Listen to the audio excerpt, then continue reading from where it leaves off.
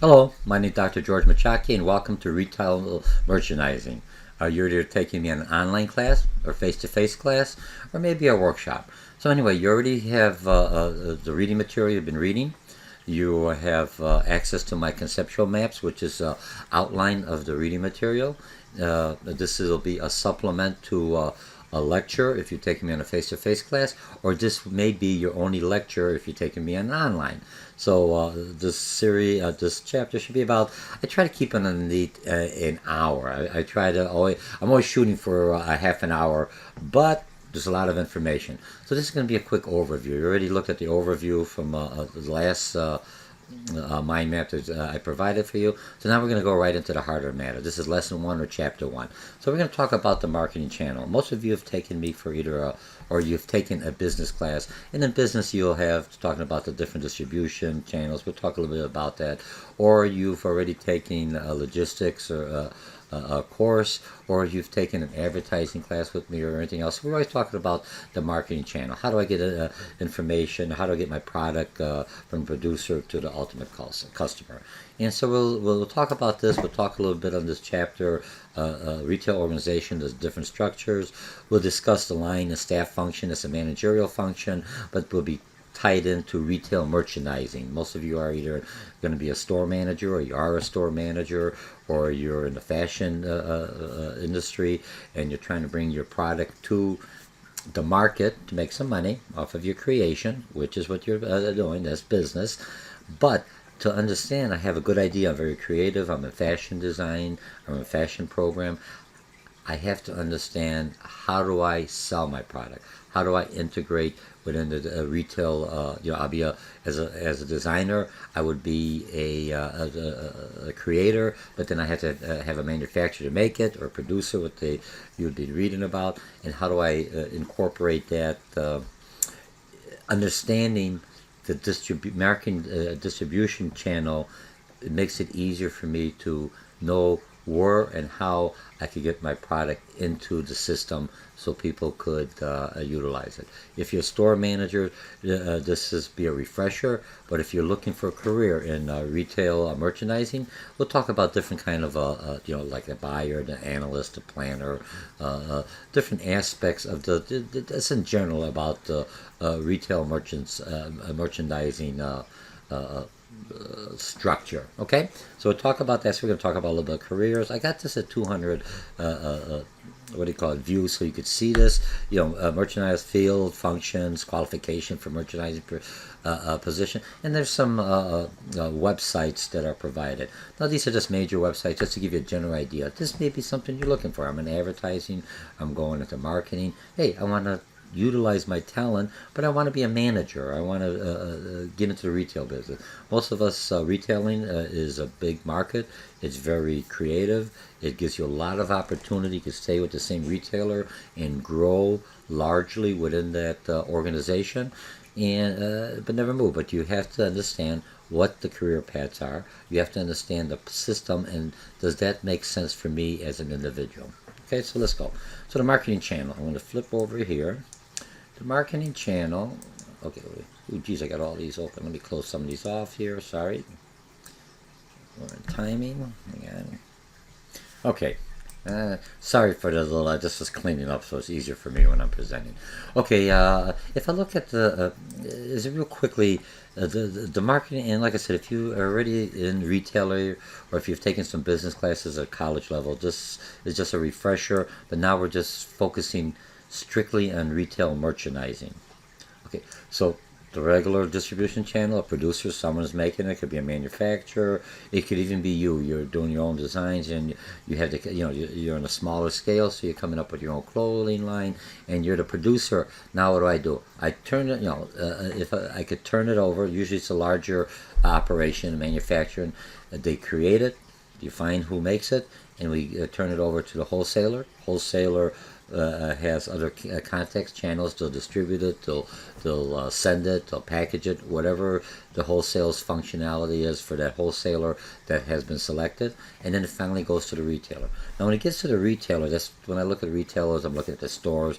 The last stop of the what do you call it? Marketing channel or distribution channel, the logistics channel, before it goes to the customer.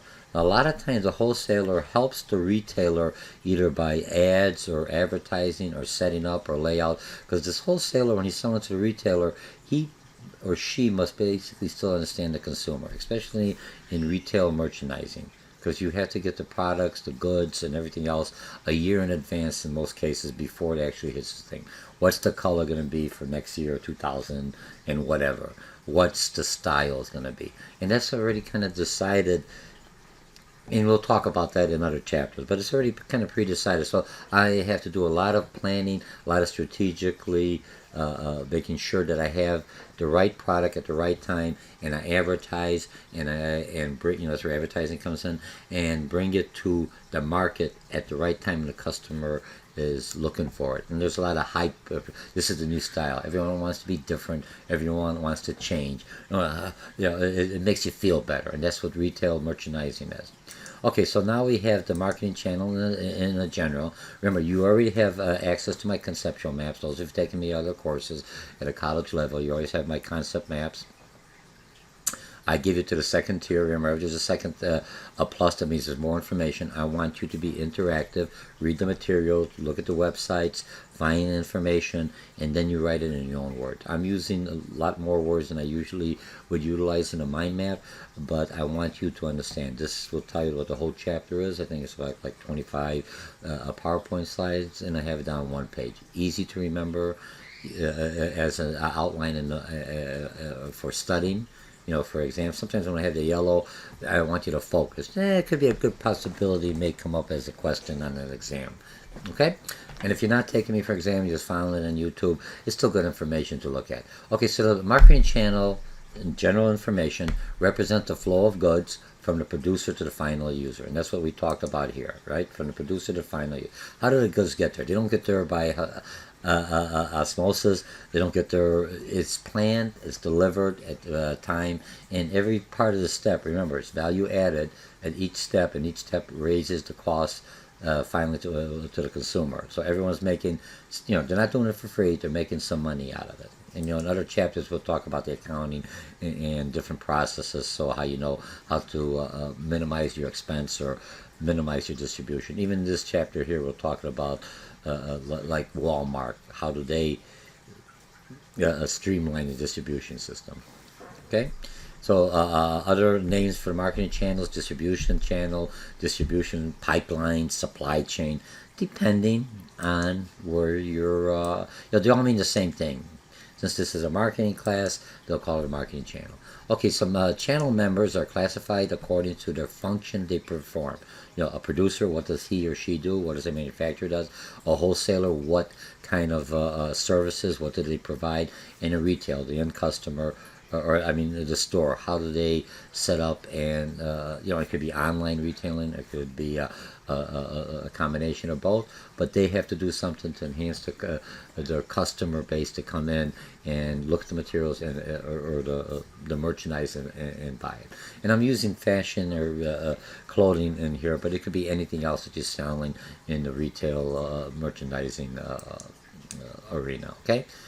It just makes it easier right now for this to give you a baseline, a basic understanding of retail merchandising. Okay, so now you have the producer and the manufacturer. What do they do? Makes or creates a product. Very simple. We talked about wholesaler. What they do? They sell to businesses, business to business. If you've taken me for business to business marketing or any business classes, business to business is a different kind of a customer. I sell to them a lot differently than I do to the ultimate consumer who's buying the product. They buy by bulk. They, they understand the demographics. So there's a lot of little different, but I sell to them a little different. I'm not selling to the end consumer. The retailer is, but that's what a wholesaler's job is. Or an institution, not to the final customer. Just in case you see that in an exam. Marketing intermediaries, anyone that does something in between before the ultimate customer gets it. Okay, for use in resale to others, some retailers and consumer.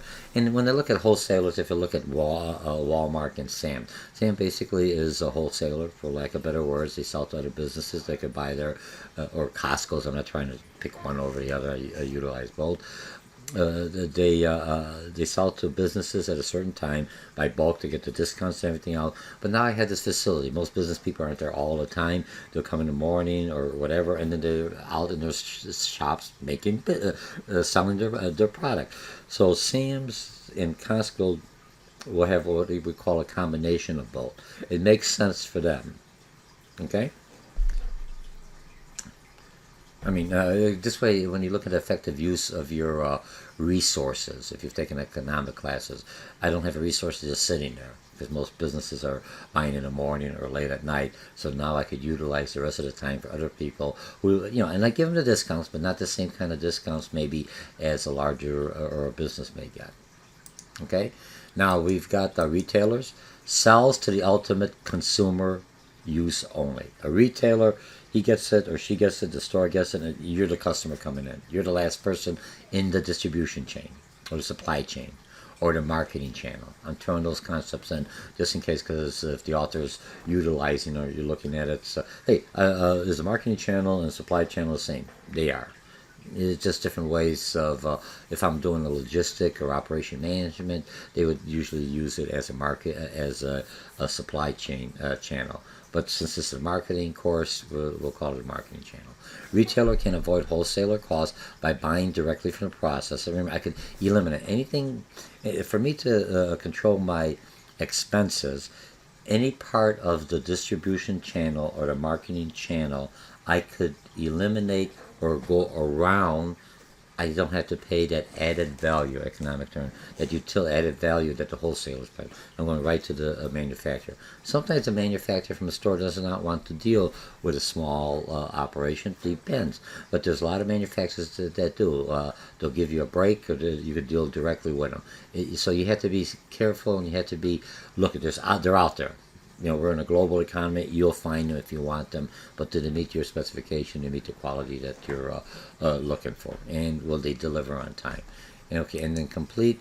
Okay, so if I look at retails, when it gets to the retail, and most of us, if you're already in retailing, or many of us had jobs in retail, and that's how you started off from high school, and now, that's a good job. You start off, I'll never be here, and then you could progress. Like when I look at careers, when we talk about careers, you could progress within that brand. Let's say if you're looking at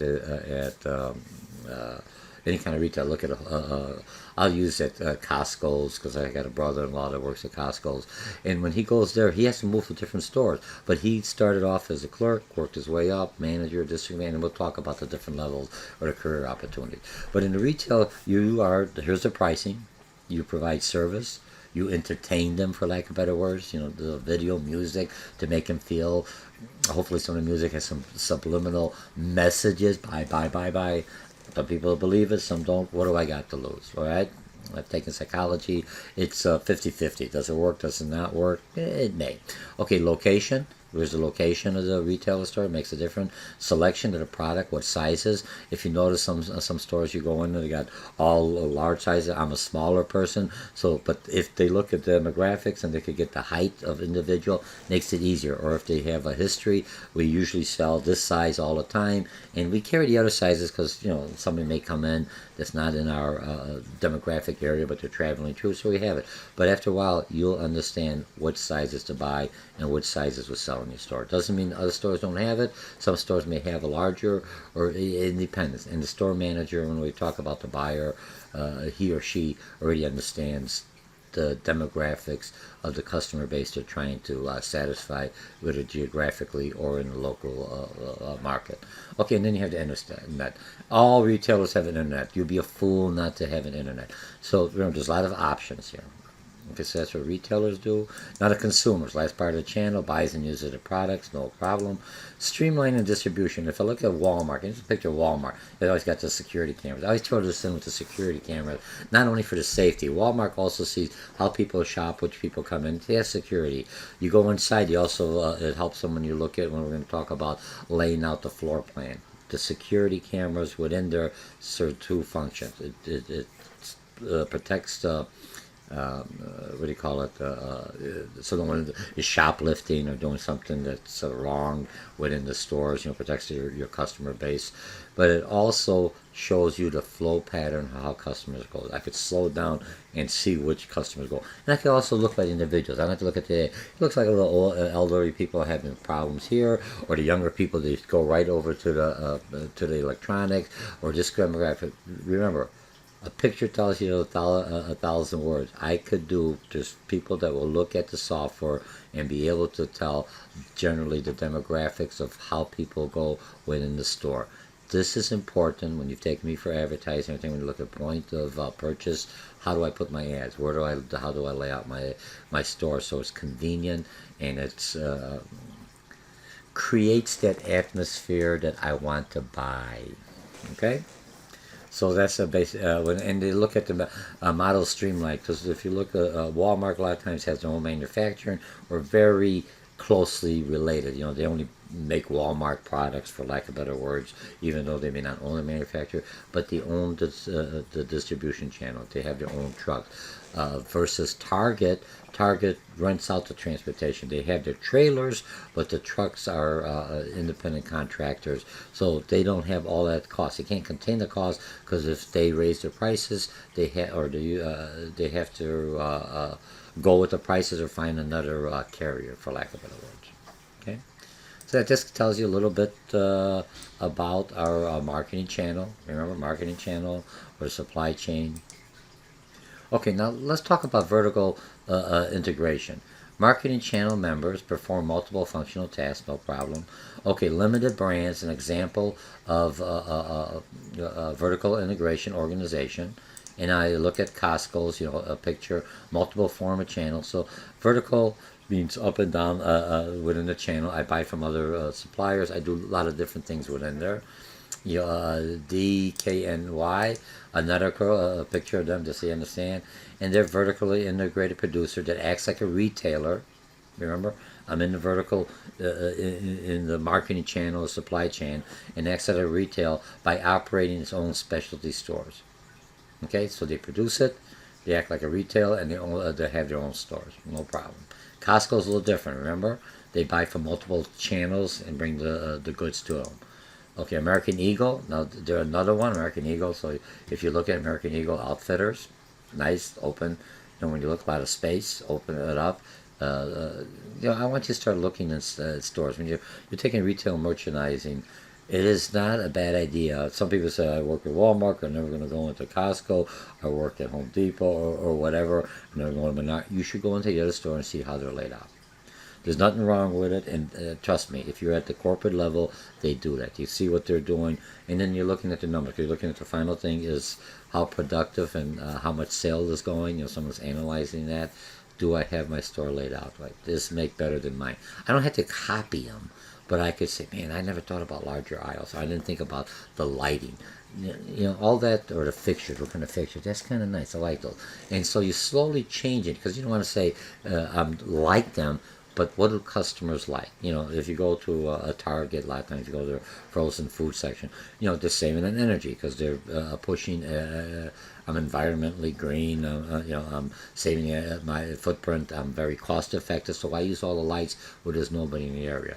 So they have it set up as something like sensors, photo sensors or body sensors. When you come in an area, all of a sudden all the lights light up.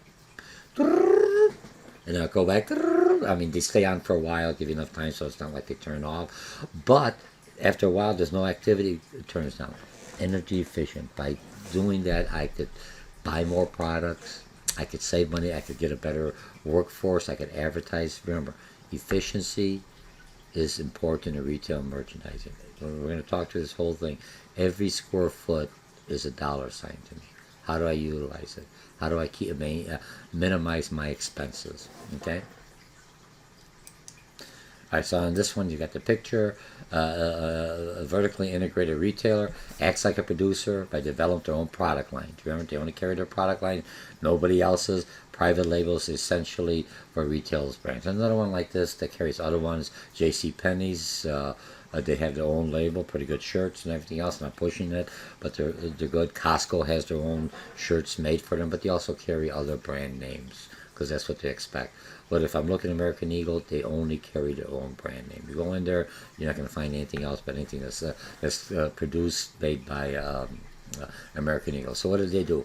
They eliminated the manufacturer as part of the process, or the producer. They may have the distribution, I don't know, their own, or they have trucks coming in, no problem in there. So now they have control of two aspects of it. They control the retailer and they get rid of the warehousing or anything else. Maybe they function out. But that's how you reduce your costs. That's how you streamline. And that's how you call it the vertical integration. Which part of the process do I go in? Instead of just being a retailer at the end, I maintain or control some of these processes going up. And like I said, the reading material, this is just a quick overview.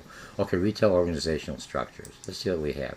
The organizational pyramid, and I'll show you this, or a lot of times I would call it organizational charts. But I know about the reading material, they call it organizational pyramid, and so we'll go with this. And here's a picture of the pyramid. If it looks like the organization, here's the president, here's the VP, here's the pyramid. And if you look at the pyramid, if you're taking me for management classes, you've got the vice president, you got the middle managers, and you got the first line supervisors, and then you got the actual workers. But so this is so that's where they go. They throw in the pyramid in the marketing. But types of let me go in here. Tables of organizational. So if I look at a regular organizational chart, that's what this organizational pyramid is. It's a visual device that shows relationship among all parties, all departments, whether it's geographic, regional, and it gives me a device the organization between its work.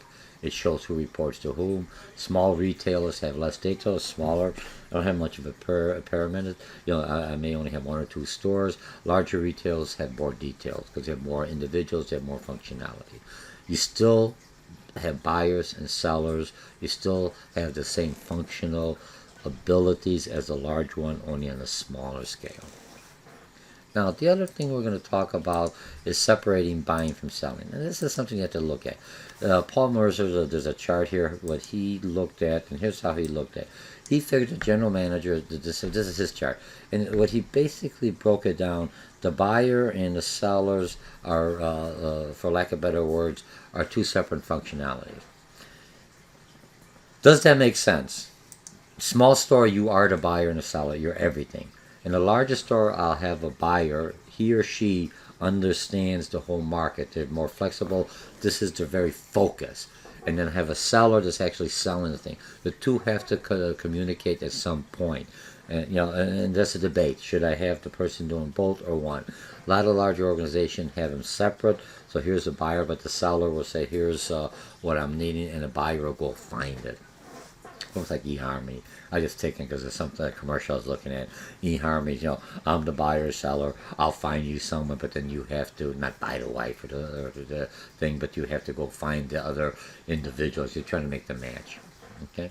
Now the question I have, many of you modified this chart. Remember, it was from 1927. Some have buyer and seller, depending on your product or your store or your mission. Which one works best? There's no one or other ways. Some work real well, some doesn't. Most of the majority usually will have the two split, because as you're larger, there's no way one person can do both. Or they'll have the buyer there on the wire, and then they'll flip them in the role as a seller. So you understand from the one perspective. I have to be a buyer. I have to be a seller to understand what a buyer wants, and a buyer has to be a seller to understand what vice versa. Confused on that one. But you're thinking. All right, so turn that off. Now, line and staff function. I'm going to real quickly. Line and management, everything else. He or she is the manager to the controls. Performance and mainstream activities fundamental to organizational mission. Managing, planning, organizing, controlling. When we look at controlling, you look at reports. Are we making a profit or not? So that's the line. They're the managers. They're the ones in charge, for lack of better words. I'm not changing the concept. I can find some different. This is the standard practice. Now the staff support the line, and later on you'll see some career paths or some organizational charts or career progressions, how an individual starts off. You don't become the manager, you become assistant manager. You don't become the buyer, you become an assistant buyer first. You don't become a planner, you become an assistant first. As an assistant, you're learning. It's like a mentor, you're learning. Okay, supports, advises line functions, just a manager, and other staff functions. Is not directly involved in organizational mainstream activities. And we'll talk, like I said, the planning, organizing, and controlling. They may run the reports, but they're not the one implement. The staff says, I want this report, I want this done, so they're the support. They're assistants, for lack of better words. Okay, it's the support staff. Okay, now, corporate functions. A merchant's career path at Bloomington. And like I said, you have in here, and all it's just going to start, how are you going to start? You're going to start up here. It's a little hard to read. I don't know if I can make this a little bigger here. Let me go real quickly. Oops. Hang on a second. I'm working with me. If I can't get it done, your reading material has it. No, I see what I have to do. I got a client in here. I got to learn different software. Okay, so let's see if that makes it a little clearer. Okay, you become executive training programs. I usually start, and this one was at Bloomingdale's, if I'm mistaken. Yeah. Okay, so you become you go on a training program, or you've taken a for lack of better words, internship. Some internships, I think Bloomingdale's is a paid internship. The large companies, smaller ones may not, but you need that experience. So you go on some training, you become assistant buyers in the men's history, then you become a senior assistant, then you become a buyer, and then you become a buyer in a certain clothesline, and then buyer's amendment, and then you become a division manager, and then you work your way up. So and it's no different. And remember, this is just one store. Some stores you may just jump one step. You may go from a training and may go right into assistant buyer or into the buyer. Depends on the store, depending on how much merchandising you're going to be responsible. But this is one thing you could start. And we'll go into some websites later on and show you where you could get some more information. And this one's here. I forgot what this one was. Buying and planning. The same thing. It's just a little explanation. Remember, the material you have, you should do pretty good. Okay, perform. Probably get rid of this one. Made a mistake. Perform within a company or central organization. Remember, we're looking at corporate functions. You're buying and selling. Promotions. When I say promotion, I think I'm being promoted. You do the promotional campaign. That's the advertising. Some of you have already taken me. And you're looking at the finance. Where am I going to get the capital? Do I take a loan out? Do I take from retained earnings? Or do I put money back? Or do I look at a certain percent? All this is something that corporate function is going to say how I'm going to get the capital. It's going to be equity capital, or it's going to be debt capital. Take a loan out, or it's going to be I bring in more partners or something else. Okay. Now, division manager, or what they call, let me put this on here at the dictionary, DMM. Just an acronym on here. Responsible for merchandising divisions. What it is a manager, makes sense. General manager manages the group related merchandise divisions. We'll get a little bit more. Visual merchandising. Now, when I'm looking at corporate functions, when we showed you the other ones, I showed you Costco's, all Costco's are set up the same, all Sam's are set up the same, all American Eagles are all set up the same. Why? Because customers, no matter where they go, they have a general idea. The same decor, the same signage, the same displays, the same fixtures, the same standards for presenting merchandising. What they call planograms, works with buyers to develop a floor plan. How am I going to move my material? I've acquired the material. How do I present it to the ultimate customer? It's like, I'm ready for the date. How do I present myself for this individual?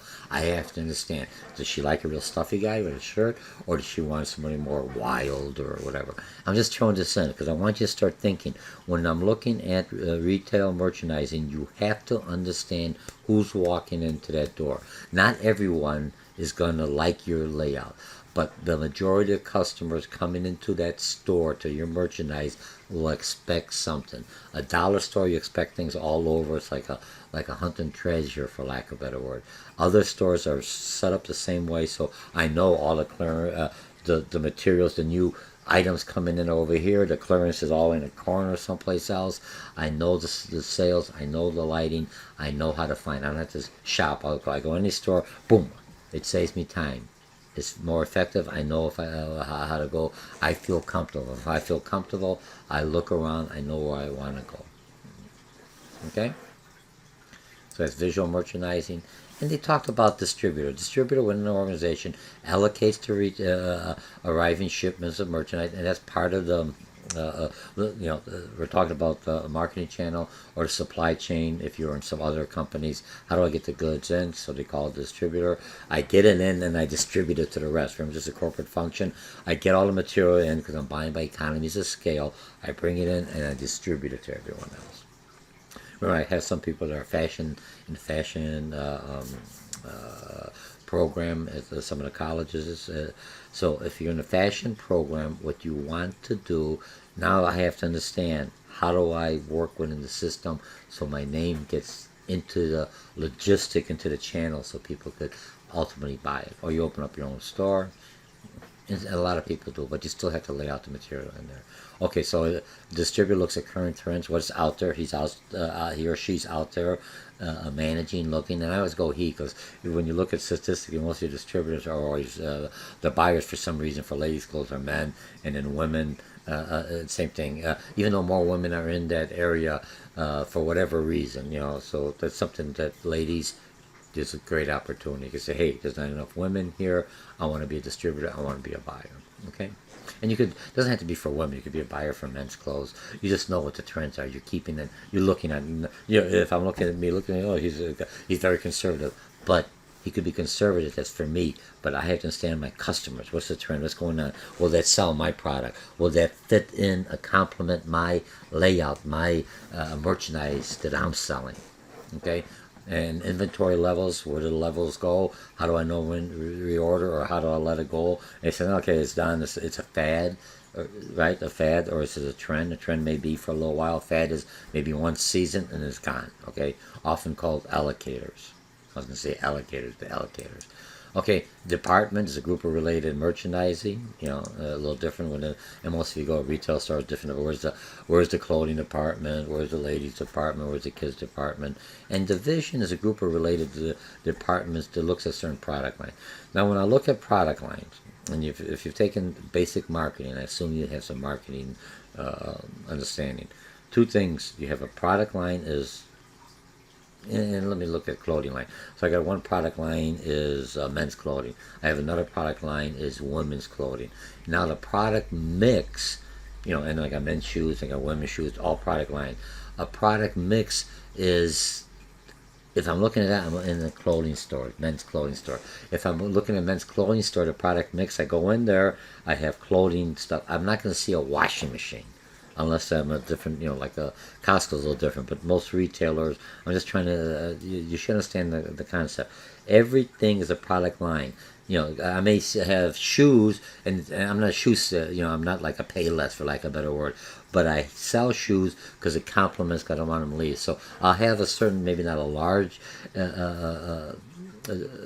selection of shoes, but I have it enough to fit the shoes for my clothing. I'm a clothing manufacturer or a retailer, but I still have shoes, I have ties, I have underwear, I have other stuff that kind of fits in, it complements my merchandise that I'm trying to sell as a retailer. Okay? That's what the division looks. Which ones are good? Good? Okay, now let's go over here, and we're going back in retail merchandising. I think this is just general review. So if I look at retail merchandising, and this is just how it goes. Planning manager, he plans it. The buyer talks to this one, he buys it. It comes down in here. Here's assistant planner. It goes this way up. Sorry, my mistake. This is a corporate level merchandising and TJX companies, distribution planning. Okay, so someone's the analyst looking. What do we need? He or she's looking at computers. Tells this senior allocation analyst or the distributor. They look at it, and then they go to assistant planner. Here's what we need. They talk to this planning manager, and then it goes to associate buyer. This is all information. Remember, it's coming down here. What's happening? What do you think is happening in the market? And then it finally gets to the buyer. And the buyer says, okay, I'll get it at what cost? And he or she's looking to make sure the right cost. And when we talk about mobility, remember, the buyer's got to travel. Okay? So and that's what you have. Your analyst, you have your planning manager. It's real easy. Project sales and inventories based on past sales and current. The other one I explain, associate buyer. What does a buyer do? Responsible for determining the selling price of the goods they purchase. Remember, the buyer buys it. He or she has to know, I have it this cost. Here's the price we're selling it. If it's going to be more than I'm selling, I got to raise the price. Then it's going to affect the whole thing, because there's a whole different area you have to look at. Some products are very price sensitive. Others aren't. Most in the retail and merchandising depends. If you're looking at clothing, you're already looking at the higher end or medium, the average individual. Okay. And then product developer. If I look at a product developer, he or she, for private labels, determines which products are going to be developed internally and which products I could buy. And sometimes I could buy products produced by somebody else, and they'll put my label under my label. Costco does that a lot, so does Sam underneath the Sam label. It's the same quality, maybe higher quality. It may be a name brand, but at a lower cost, because you're not. It's not the brand; it's the Costco brand or the Sam's brand. Or the Walmart brand. I'm just throwing that in. And then I laugh at that because Walgreens is coming into some clothes with a big W, at Walgreens, not a pharmacy. I should ask my pharmacist, could you order me some, give me a prescription for some clothing. But they're doing it because they figure people coming in there and, like T-shirts, underwear, maybe some jeans. Why not? I could do it on the brand name. People buy it, less cost. And, the producer making so much, you can't sell it. He may put it on a private label. Production, I'm going to, what's this, production and packaging, responsible for contracting producers and manufacturers. Okay? So that took care of the retailing. Oh, yeah, we're almost done. Pretty good. I may be done underneath an hour. Okay, field function, store, and store levels. So this is the retailer. Okay. Did I miss something? Oh, corporate function. Okay, I should have just had them here. But let's go. Okay, so now the field is the store. I think I moved them around a little bit. I try to follow it in order. Usually at the corporate, I'll go in here. I just a little bit out of order. I was moving my conceptual max around. Here's a store management career path at Macy's. And this one here is another one, so you know. Remember, we talked about the Bloomingdale's, how they work. Here's store manager. This is a management position, career path. So I am in the store management executive development program. It's like 10 weeks. I teach management classes, more than 10 weeks. It gives you a general idea. So you've already been a manager, or you're coming up into, or you could come out of college and you have an associate, going to teach at community college, or you have a bachelor's. It makes a difference. You could come in there. Okay, and then you become a store manager executive program a little bit, and a store manager position 1. Just so they give you a little store, and then they give you a larger store, and then they give you a merchandising team, and then you become assistant store manager, district manager, or a district planner. Those, some people don't want to be a manager. They want to be a planner. They like the analytical. They like the computer. Others want to do the people. If you look at a manager, that's in retail. Most of you in retail, you have to have good communication. You have to be a people's person. But you still have to use this brain here, all right? But I may be a people's person. I like the retail business, but I like to be more of the technical side or the analyst, and there's a position for you. So there's a lot of things, a lot of positions after you graduate that you could come into the retail and merchandising. A lot of openings out there. They don't pay much at the beginning, but you could work your way up within the organization. And then vice president and district president and regional. Okay? So it's performed a remote or satellite operation. Basically what you're looking at. Okay? I'm live here because I'm adjusting this as we're going. Away from the corporate office. Look, let's talk about some of the titles. So and some of them you may see on the exam or quizzes, or you should know. Most of you know what's a general manager. And we have general manager in different. We might have come from manufacturing. You have a general manager, district manager, but now we're in the retail business. So the titles are still there, kind of generically, but more focused into the retail merchandising aspect. So you have a store manager, sometimes called operational manager, that you keep the store running. It's the operation, it's the heart. All right, so if you're taking operation management, you can still utilize that in retail merchandising. Then you have store merchandise manager. That kind of makes sense. Responsible for specific merchandise divisions. Make sure it gets to the buyer, everything comes on time. You have department, sales manager reports to the store merchandise model. This guy or gal reports to him in case he sees a question like that. A district manager makes it easy, responsible for a group of stores in a geographic district. These are all levels of the management, the hierarchy to the president. Different, and these would be considered more of the middle manager if you're looking at a traditional organizational chart. And then a regional manager, he may be like, okay, in the vice president area right underneath them. And he or she, again, is supervises a group of district managers and reports at corporate level. So they report to the vice president. And their next position would be the vice president or at that higher level, because they already showed, hey, I could manage all these different district managers and different good geographic area. I'm doing well. And that's the experience you want, because you want someone that gets at the top. For the vice president, they are looking at the vision. They're looking at the direction of the organization. They're the one, what is the brand? Should we change? I mentioned J.C. Penney used to be like a Sears, for lack of better words, carried everything, washing machine. Now they're mostly the high end, and they carry more of a clothing line. But it took them a while to change. It's a strategic plan. They did it in a good timing, because they did it when the economy was still fairly stable. If you look at it now, it might not survive because of the brand image. People say, what is this store? Who are they? They have the brand image. You have to change the whole brand image, same culture, and not only within the store, but outside the environment. So people look at J.C. Penney's and try to compare them with a Macy's instead of comparing J.C. Penney's with a Sears. And I think they did a pretty good job going that way, because if I look at Sears, some of the other ones, or Kmart, they're having a little bit finding their niche again. Okay, now qualification. I'm not doing one way or the other. Just my own perspective. Qualification for merchandising positions. Okay, line and buying. Line and buying, line in one department chain store. I think this is what they looked at that. Qualifications, they start associate. Your college recruit or associate manager, you go into the network, you become sales operation. And these are all positions you could achieve. Remember, you can start off here. You're at the bottom. When you come from college, a lot of people want to be way up here. Come on, let's be realistic. You're starting off. I don't know if you understand the problem. If you're coming from one store or retail merchandising that's similar, you may be able to jump in here.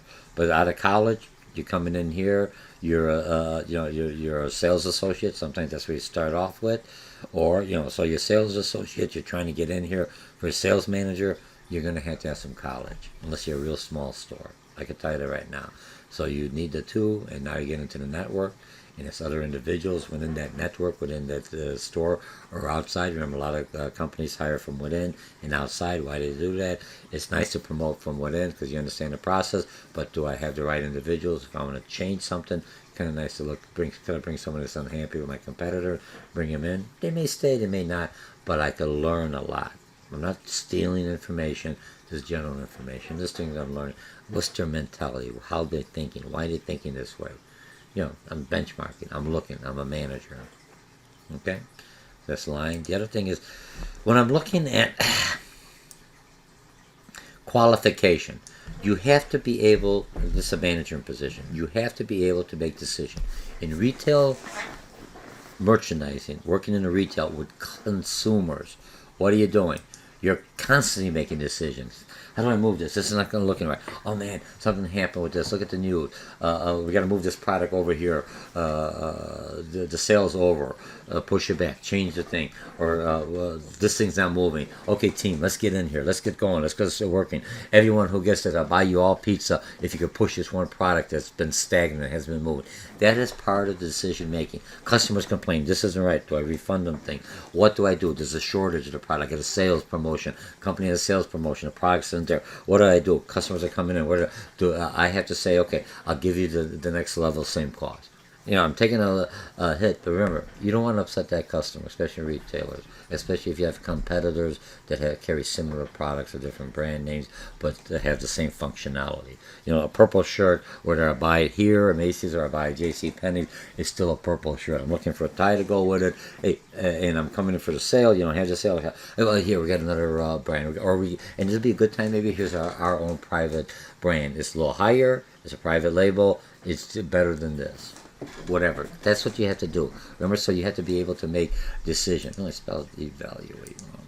Evaluate. I'll correct that later. All right.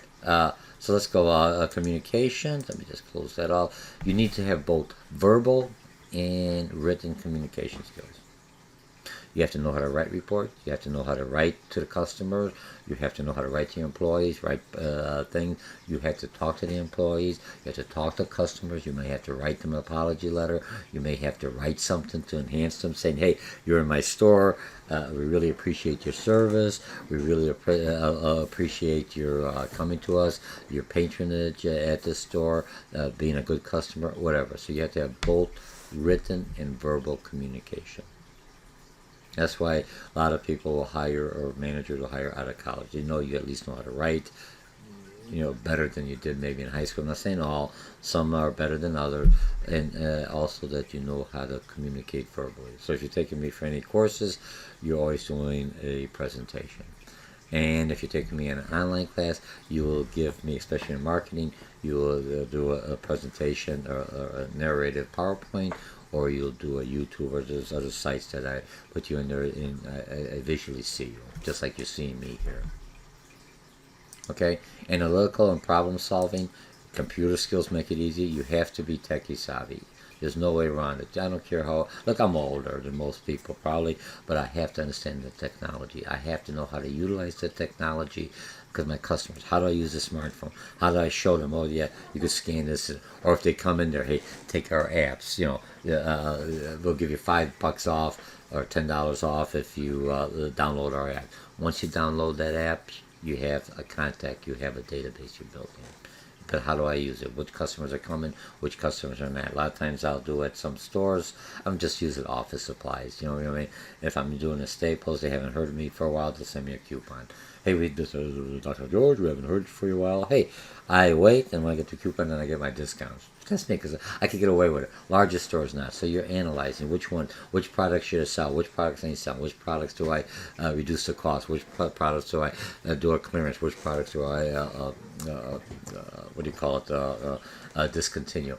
And it's done at the corporate level, but it's also done at the store. Some stores don't carry a very limited amount of products. How much do I need? These are all managerial positions. These are all the skill sets that and these are just more you need. Trust me, these are the basic skill sets that if you're going for an interview, this is what you say. I'm a good problem solver, I'm a good communicator, and I know how to make decisions. I can analyze, get the big picture, and break it down.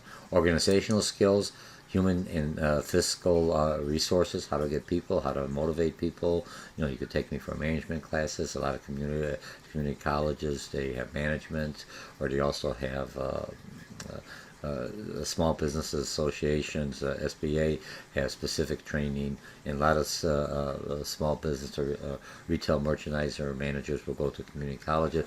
It's affordable, and we could customize it to your needs, for lack of better words. Okay, so you have to understand time management, not only your own time management, what time the store open, your employees' time management, to make sure that the process is going on time, because you're organizing, you're bringing things together. How long is it going to take a functionality? Which individuals, how does it make especially checkout lines. If you see too many customers out there, you have people that already cross-trained. Individuals out there doing other things, talking to customers, you bring them back. It doesn't, customer, if he or she's upset and they're not buying your product, they're leaving, you're losing money. Customers are always first, and you try to get them out, especially paying customers that are waiting in line. Don't upset them, because if you're like me, I'll just walk away and leave the cart. Well, if that's somebody else, because I'm upset. Hey, I come in here, I have all this merchandise, or sometimes if I buy a lot of stuff, I say I'm really stuck, but I see the line is forever. I'm a busy person. I'll get it later on, or maybe not come back to you.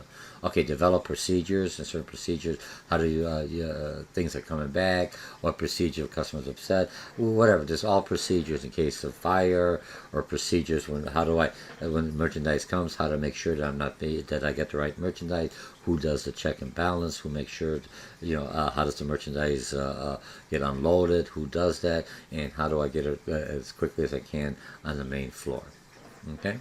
And then prioritize tasks, which tasks are doing. Not only for you, but for the whole store, for the operation you're doing. Remember, the manager or the supervisor position that you're in charge of. Now, here's the one, mobility. You are forced, especially in a chain or anything else, you are forced to relocate to different areas. Because remember, they're grooming you to move up to that position.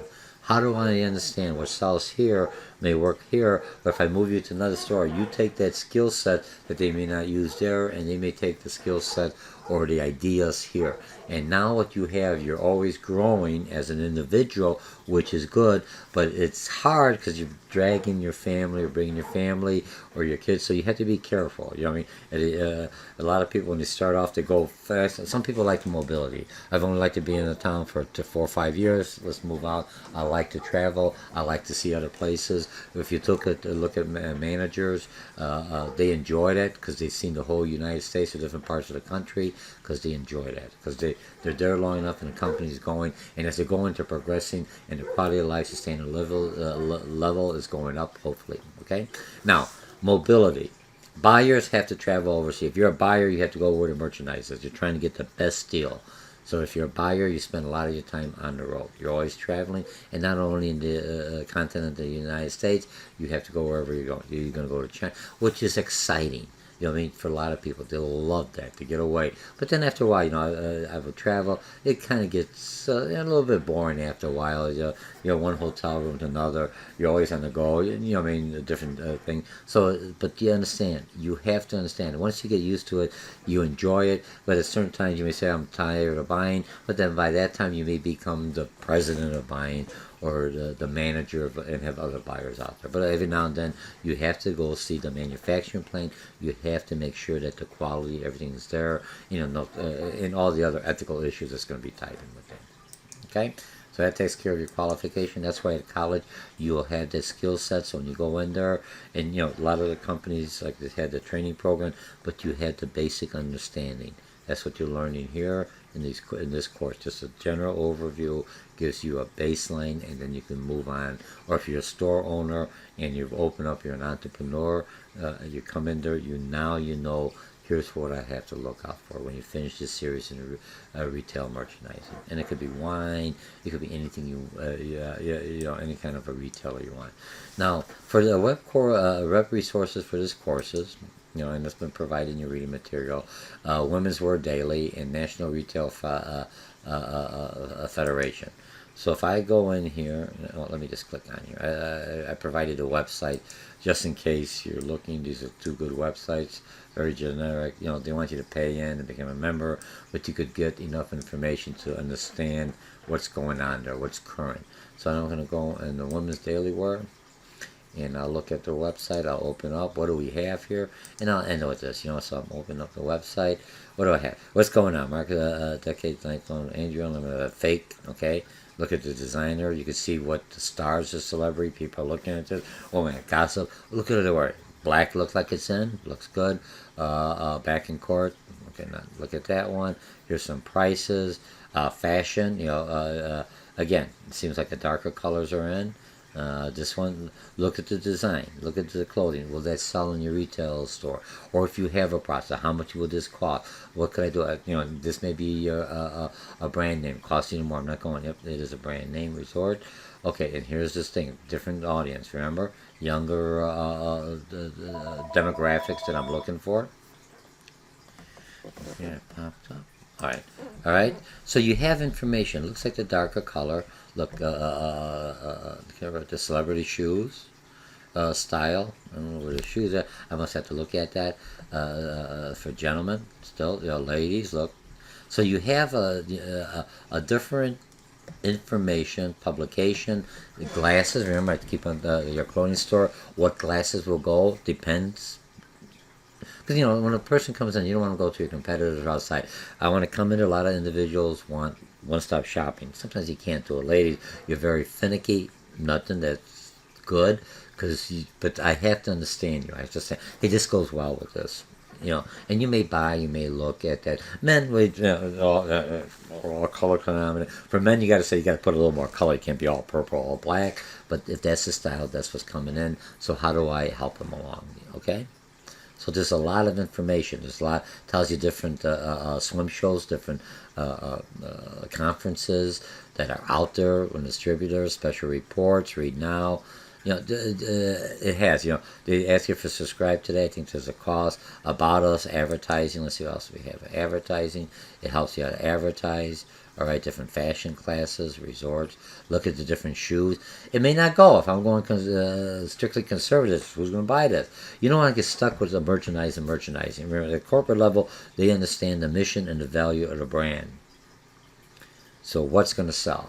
Okay? Are we good? All right, so I will look at this all natural speaking. Allow. Okay, so I will close this off here and get out of here. Now let's look at the other site. The other site is the National Retail Federation site. So let's look at this one. These are two sites that within the course you should always utilize for your resources.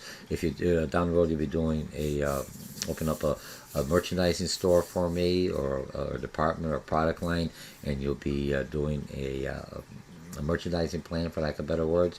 Where do I get some resources? So, or I'm in the industry and I'm not sure what I want to do. So here's the store, National Retail. You didn't even know there was one here, did you?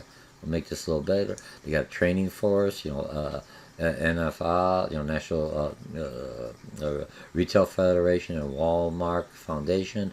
Learn more, telling stories, retail sales, regain momentum, 22 books and blogs, influence retail, technology, what kind of technology you use, planning, look, economy, what's going on with the economy, retail employment up 23,000 jobs in May, they're not bad. I'm not saying they're high end, but you have to start someplace. Or you're at the middle. Now you understand what the growth looks good. Human resources, staying put, moving. How retail skills open doors to any industry. Remember, communication, planning. You start a retail, it opens up more. Walmart expands its commitment to hiring veterans. Excellent. At what level is what I'm looking at for. So you have workshops. There's a lot of information coming in here with the news. Chain restaurants, economy, global, small business, everything you could find here, depending on your situation, depending on what you're looking for, depending what where you're at. You may be a manager. You have vice presidents and presidents, or buyers and sellers taking courses to keep updated with the professional growth. So some of you may be in here, and this is just a quick overview telling you what's going on. Advocacy, policy agenda if you're not sure. Contact us, media center. All right, different news, so there's scholarships going on. You're in college, there's scholarship. There's a job board, there's career in retail, certification and training for certain positions, manager. This gives you all information. This is just a really nice site. It's a wonderful site for you. And so let's see. So I finished the site. We finished our first lesson, our first chapter. So this is retail merchant. Remember, if you've taken me for any course or any courses you've taken at college level, the first chapter is a quick overview of a lot of different chapters. We'll go into more detail as you're taking. I think there's like 16 chapters or 16 lessons in this series offered either on a face-to-face class or an online class at a college level. And it's retail merchandising. Again, my name is Dr. George Mochocki, and welcome to the world of retail merchandising. When you finish this series or these courses, you'll have a good basic understanding.